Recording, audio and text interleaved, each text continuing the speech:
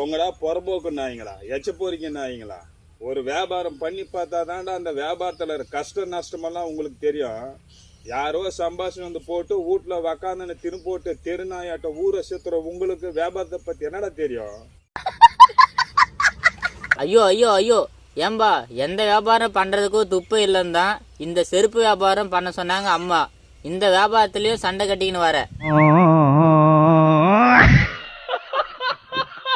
பின்ன என்னடா 50 ரூபா செருப்பை கண்ணாடி பொட்டிக்குள்ள வச்சு கடையில் விற்றானா 150 ரூபா கொடுத்து வாங்குறானுங்க.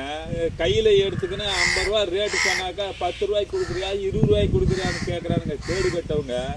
அது மட்டும் இல்லைடா, ஒருத்தனுக்கு ஆணி காலம், இந்த செருப்பு வாங்கி போட்டால் ஆணி கால் சரியாகுமான்னு கேட்குறான் முட்டா பையன்.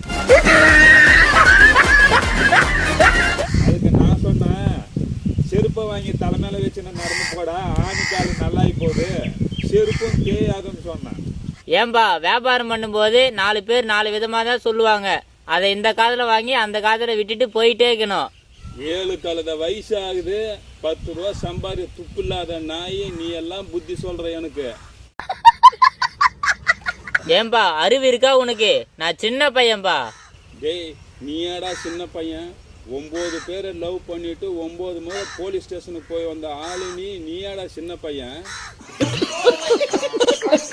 ஒரு பொம்பளை கிட்ட லவ் சொல்ல முடியாத நீ எல்லாம் ஒரு கேடுகட்ட மனுஷன்.